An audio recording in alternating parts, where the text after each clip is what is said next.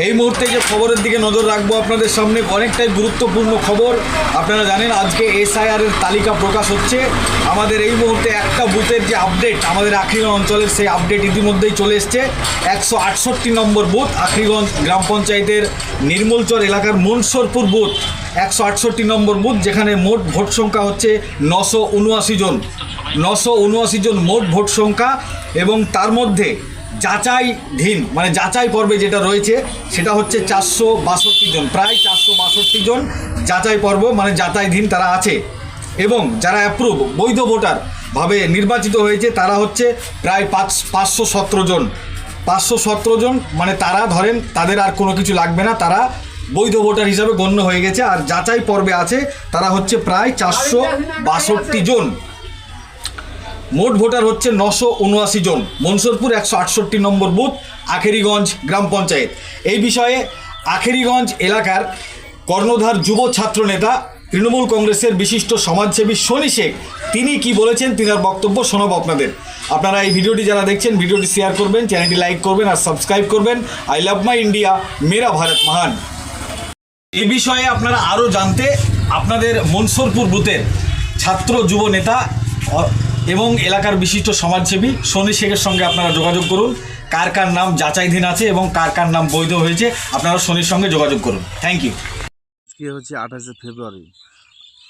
আজকে আখরিগঞ্জ জিপি আখরিগঞ্জ অঞ্চলের নির্মলচর মনসুরপুর 168 নম্বর বুথে 979টা ভোট, সে জায়গাতে প্রায় 462টা আন্ডার জুডিশিয়াল প্রসেসে পড়ে আছে, এবং সেখানে হয়তো পরবর্তীকালে কাগজপত্রই চাইতে পারে এবং সেখানে বিচার যাচাইপত্র হতে পারে হবে, এবং সেখানের আশা করব আমি।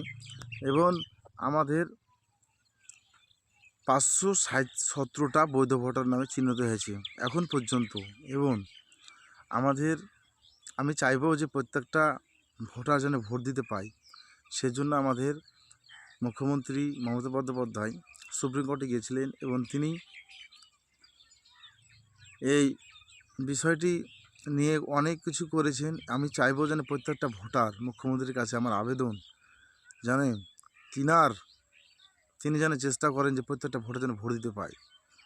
এবং ইলেকশন কমিশনকে বলবো আমি, প্রত্যেকটা ভোটার যেন ভোট দিতে পায় সেই ব্যবস্থা করুন, নাইলে একটা মানুষের মধ্যে আকাঙ্ক্ষা সৃষ্টি হবে। এবং আমাদের প্রত্যেকটা মানুষের দরদি রিয়াত হোসেন সরকার, তিনি প্রত্যেকটা মানুষের জন্য ভাবছেন। প্রত্যেকটা এই যে SIR আমাদের ভাগবাংলা 1 এবং 2 যে প্রবলেম দেখা দিয়েছে 28শে ফেব্রুয়ারি, কিছু কিছু মানুষের যে জুডিশিয়াল প্রক্রিয়া বিচারপতির পরাধিকারের মধ্যে আছে, প্রত্যেকটা মানুষ যেন ভোট দিতে পায়। তিনি সেই জন্য প্রতিনিয়ত মানুষের পিছনে ছুটছে এবং প্রতিনিয়ত তিনি যেখানে যা করার সেটা চেষ্টা করছে। আমি তো তাই বলবো আমি যে প্রত্যেকটা মানুষ যেন ভোট দিতে পায়। সে বলে আমি একজন ভোটার, ঠিক আছে? তাই প্রত্যেকটা মানুষ, প্রত্যেকটা ভাই বোন সবাই যেন সুস্থভাবে ভোট দিতে পায়। তাই আমাদের রিয়াত হোসেন জন্য প্রতিনিয়ত ভাবছে মুখ্যমন্ত্রী মমতা বন্দ্যোপাধ্যায় প্রত্যেকটা মানুষ যেন ভোট দিতে পায় সেই ব্যবস্থা করছে। এবং আমাদের ভাগবাংলা 1 এবং 2 প্রত্যেকটা মানুষের যে মানুষটাকে দরকার, রিয়াত হোসেন সরকার তিনি প্রতিনিয়ত প্রত্যেকটা মানুষের পিছনে ছুটতে লেগেছে। এবং এখন থেকে 28শে ফেব্রুয়ারি আজ প্রায় সকাল থেকেই তিনি এখানে ছোটাছুটি যে প্রত্যেকটা মানুষ যেন ভোট দিতে পারে সেই ব্যবস্থা করছে তিনি। তাই বলবো, যেহেতু মানুষের একটা বুথে 1000 ভোটের মধ্যে 500-600 ভোটই আউট, আমি মুখ্যমন্ত্রী মমতা বন্দ্যোপাধ্যায়কে বলবো আপনি তাড়াতাড়ি চেষ্টা করুন যেন প্রত্যেকটা মানুষ ভোট দিতে পায়।